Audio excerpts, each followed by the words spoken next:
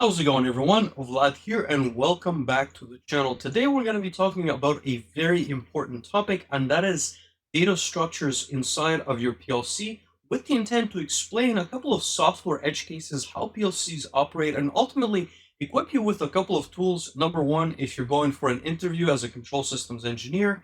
Number two, if you're looking to make certain decisions based on your control system within your facility, within your machine, or perhaps within your systems integration company.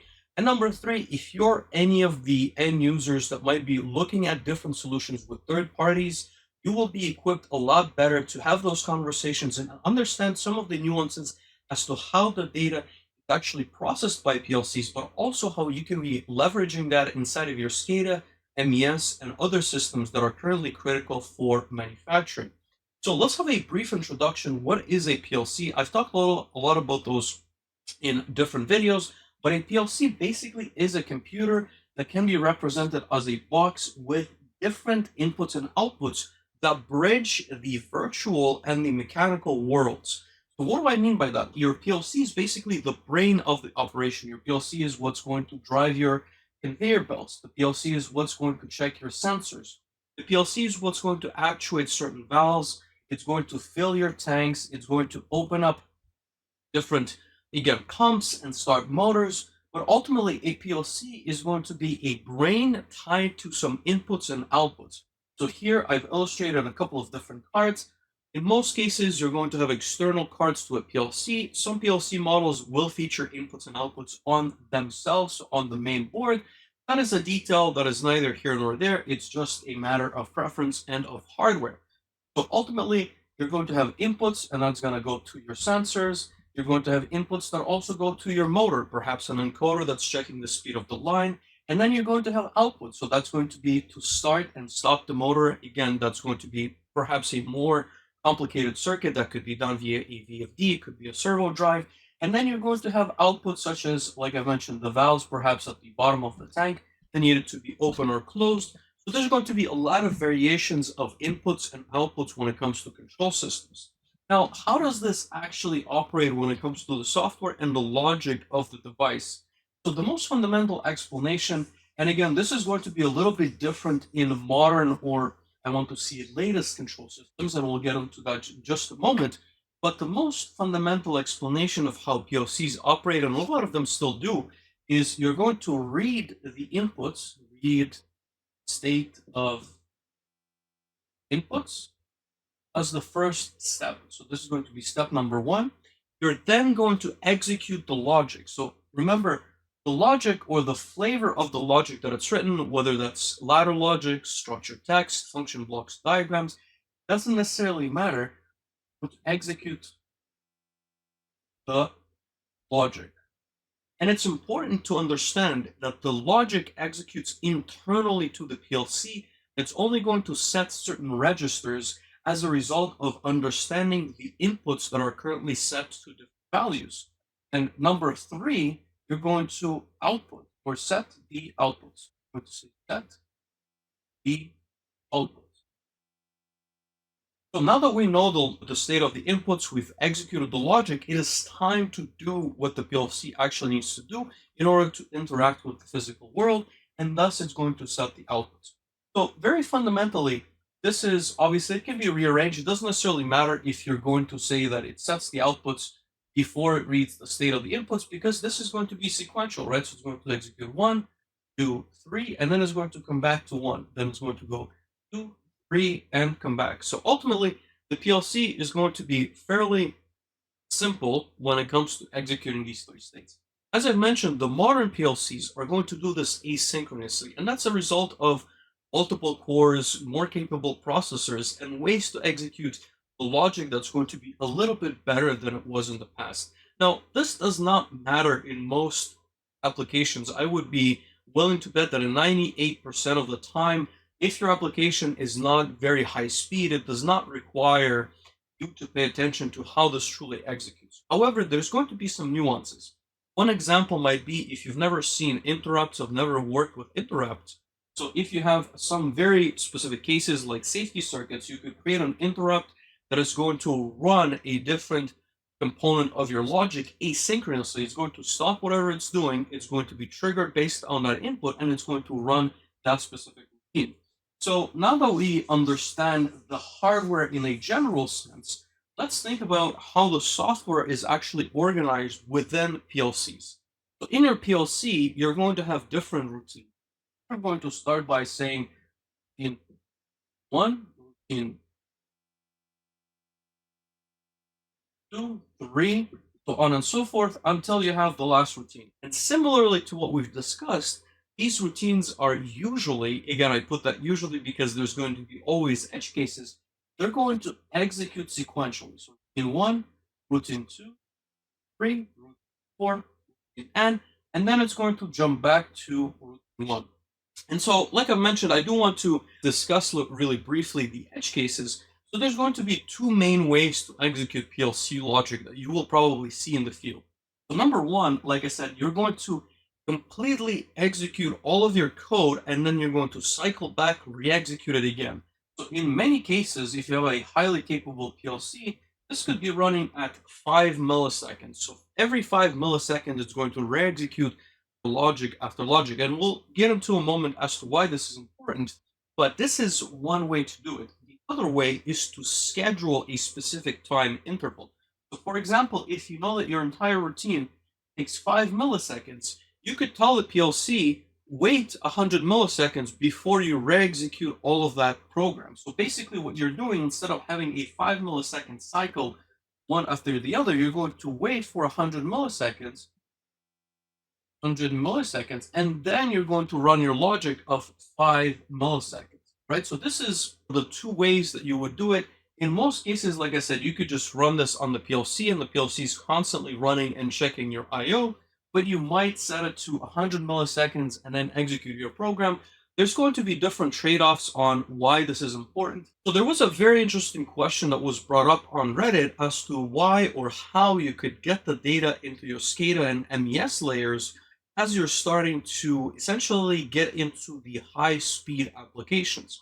And before I get into the answer of that question, I want to give you a brief story that happened to me back in 2018 as I was troubleshooting a specific line. So basically, the setup was you had a bunch of PLCs, and one of the controllers at the time was a kinetics drive on Servos was basically a drive that was tied to a servo, right? So we're going to illustrate a motor, and this specific motor over torqued, right? And so when the motor over torques, usually due to a mechanical problem, or it could be electrical as well, it could be a problem with the electrical gearing, the system was unable to save any of that data. And the reason why, and I'm not going to mention the vendor specifically, we were using a system that was pulling the data every 5 minutes. Every 5 minutes, right? So imagine that this is 10 a.m. It's going to be taking the data out of this PLC and storing this into the registers, right? So then again, it's going to take 10:05. It's going to store that into registers. And basically, when I say registers, it is a database that we can then view and then see a historical way or historical account of the data. So as you can imagine, this type of system was extremely unhelpful in helping me solve the problem with the overtorque, right? Because what happened was this servo drive or the servo motor over torqued, it sent that one signal or it sent multiple signals to the servo drive. The servo drive, of course, set different registers in your program on the PLC side, but all that the system captured was the fault code that was put in a register, right? So for example, and I don't remember this specific code, but imagine that it's 75 servo over torque. So servo over torque was captured at 10 a.m. Of course, none of the other signals were captured because the operator simply reset the system. They cleared out the fault, and they spent a bit of time trying to understand and trying to reset the system. They weren't able to understand the data at that side either, but ultimately they just reset everything. They changed the servo drive from what I remember, or they changed the motor, and then they press on run, right? So at that point in time, I came to look at the line. Everything was running as expected. I was able to get some current trends, right? So I showed up the next morning. I was able to look at some of the trends for that specific servo drive and the line. And of course, none of the data that was relevant at that 10 a.m. was available to me. And we'll get into the details as to how we make that possible in just a moment. But ultimately, you could see why a PLC that runs and changes information every 5 milliseconds is going to be very difficult to capture that data with some of these systems.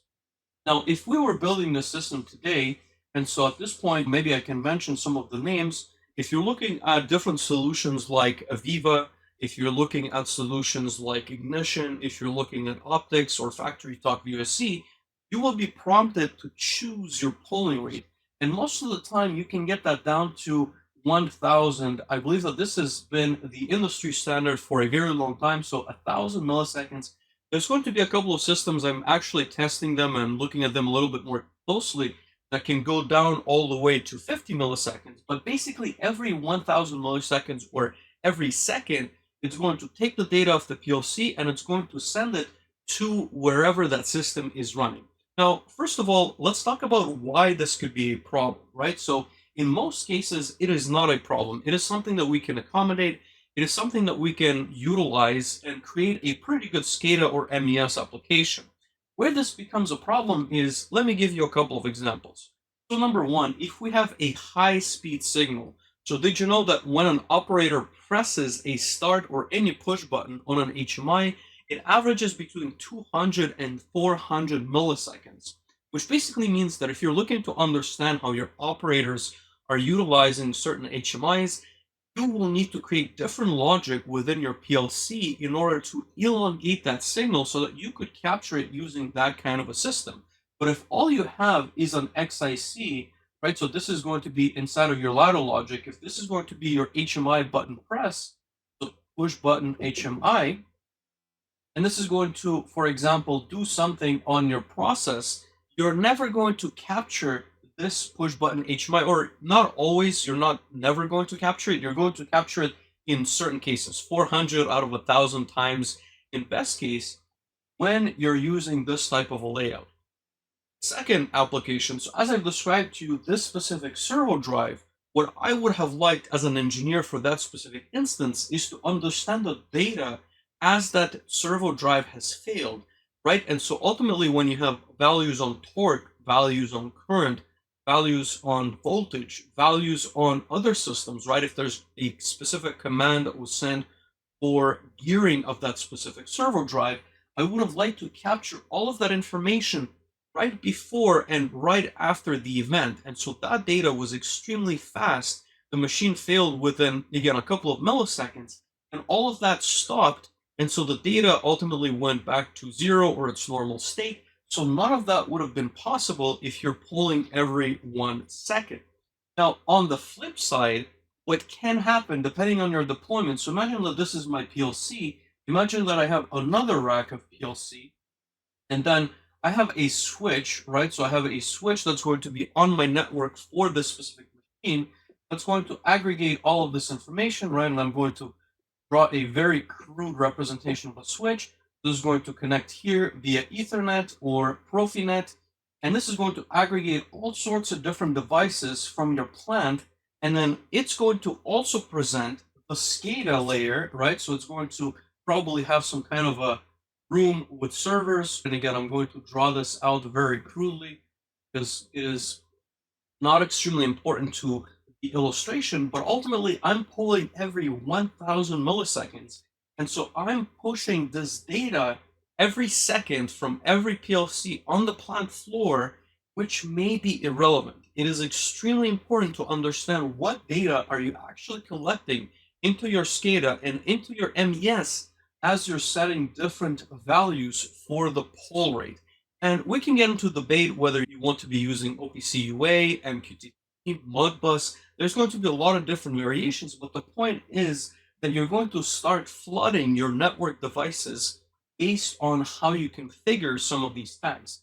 The other consideration is, as you can see here, we have an on-prem deployment. As you start thinking about cloud, if you're going into AWS, as you're thinking about Azure, or perhaps GCP, you're going to be even more constrained by the number of tags or by the number of connections that you're going to be passing to different services. So if you're going to be sending that type of data at that type of resolution every single second, you're just going to get a very large bill.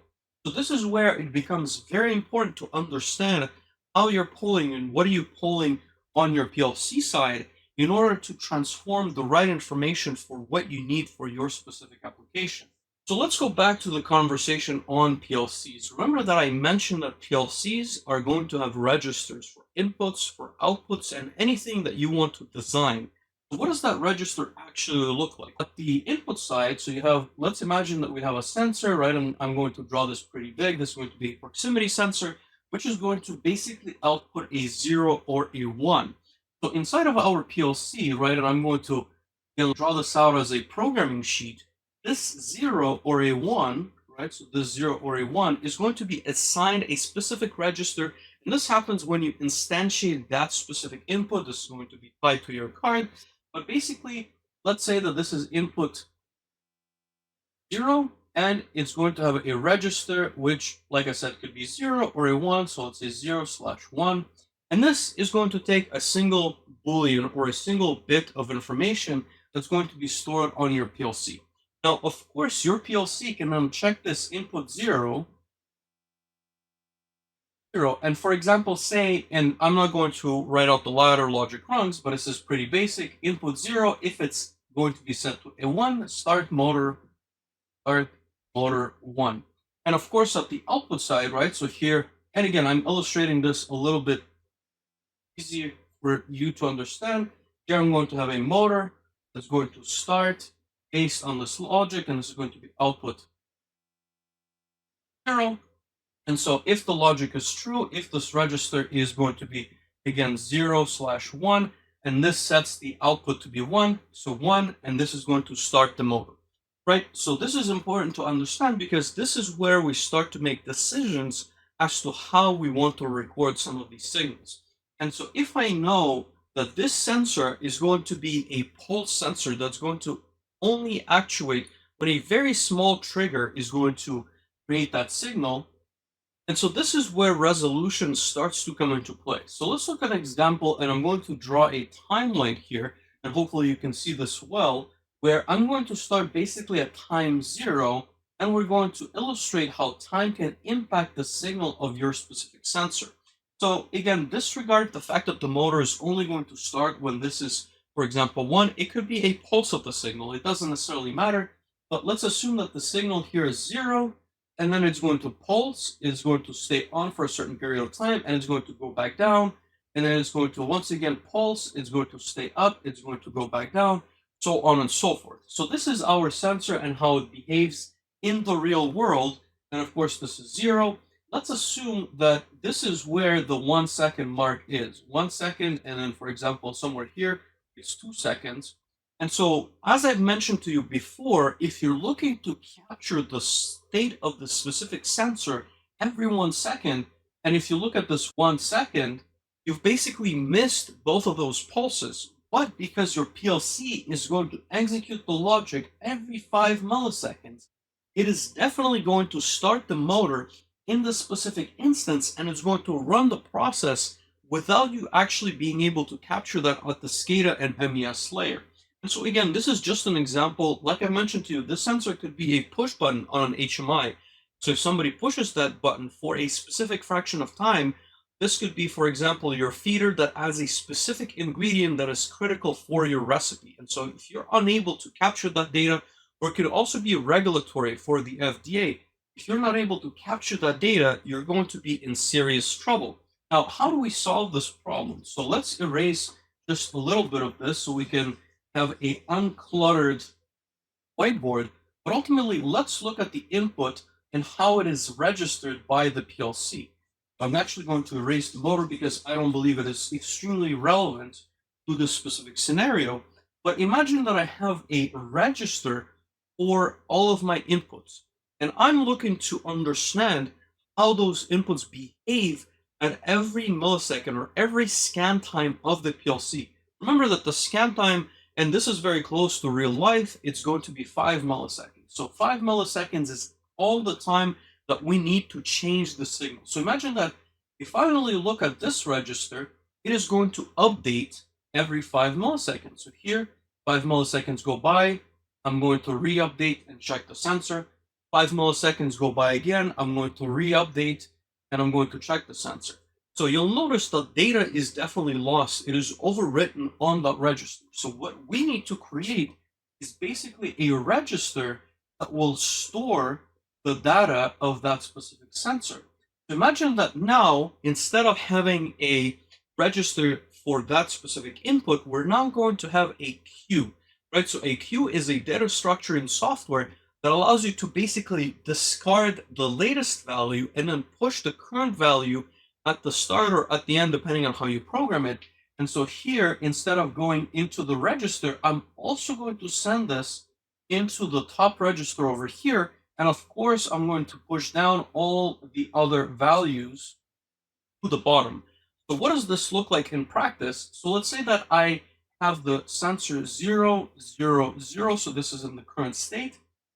And then I'm going to start with 0. As soon as the sensor triggers, right, so again, it's important to keep the timeline in place. So imagine that this is 0 milliseconds, so 0 milliseconds. This is the current state. At 5 milliseconds, so the PLC cycles through again, and the sensor is currently set to 1, right? So the sensor is high, something that is in front of the sensor, it is set to high. At 10 milliseconds, once again, the sensor is set to high, but remember, we need to push all of this down through our register. So now this 1 goes over here, and so I'm going to have this current state of the sensor. At 15 milliseconds, the sensors go low, but remember, we're going to push all of this down. I'm going to have 1, I'm going to have 1, and I'm going to have 0. And so what I'm illustrating here is that basically, instead of now looking at a single point in time, we are now looking at an array of the state of your sensor, which is going to be at 0, 5, 10, and 15. So as an aggregate, right? So if I create a structure that is able to save a lot of those states and then I absorb that value at a 1 second interval, I can then decipher that entire array and understand what the value was of that sensor at the scan time of the PLC. Now, let's look at into something more complex, right? So we've talked about a sensor that's only going to be set to 1 or 0. You're going to be reading also a lot of tank levels. So when you're reading a tank level, right, so you're going to have, for example, a sensor here that's going to be looking at an analog value, and you're going to have a fill of a specific tank. This could be a liquid, this could be, of course, a solid. It is not extremely important based on, again, tanks don't fill really quickly based on my experience. So in that case, you don't need an array that's going to be at a millisecond level registering each value of the sensor. You could even argue that you could be pulling this type of a sensor, and again, I'm exaggerating a little bit to prove a point, but if you have very large tanks that take hours to fill, you could be pulling this every 5 minutes, and you would know the level of your tank and the purposes of your SCADA and MES. And of course, remember, I want to put this caveat, this is extremely important to understand, because your PLC is going to register and execute based on the state every 5 milliseconds. It does not necessarily care what the other systems are asking it for data in context of SCADA and MES. Therefore, it's important to keep both of those in separate containers. So once again, we're looking at a register that's going to be 0 or 1. What about something more complex? Similar to your sensor, we can create what's called a UDT for the purposes of the servo drive. So again, in the world of RS Logix 5000 or Studio 5000 on the Allen Bradley series, you have what is called UDT. So UDTs is basically user-defined type, or what is called a data structure. So a data structure allows you to create your own context. For example, you could say that you have a bool, you could say that you have an int, so an integer. You could also say that you have a real or a floating point value, and you can also have arrays. So what an array is, again, an array of specific data types. So here we can have integers, and you can have 100 of them. So imagine that I define a UDT for a servo drive, right? So this is going to be servo, and I'm going to have a variety of different data here, right? So inside of my integer, here I'm capturing speed, I'm capturing voltage, right? So I want to see voltage. And again, this is based on the data sheet of the servo drives that could be very different in your system. This could be current. This could be torque. This could also be the value of the gearing, so gear ratio. And again, this is a bit of a complex motion topic, but gear ratio, you could be gearing electronically, which means it gets adjusted every single PLC scan time. All of that is incorporated inside of this int.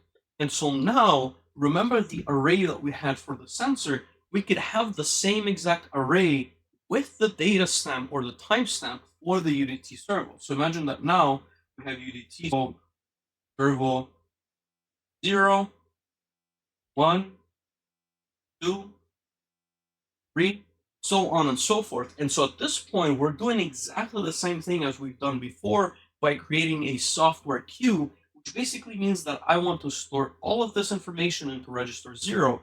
Then as soon as that becomes updated, it moves into 1, 2, 3, and I can take as many as I want. The basic math here is if your PLC scan time is 5 milliseconds, then basically if you have 10 of them, you're able to store for a period of 50 milliseconds. If you have 100 of them, then it's half a second.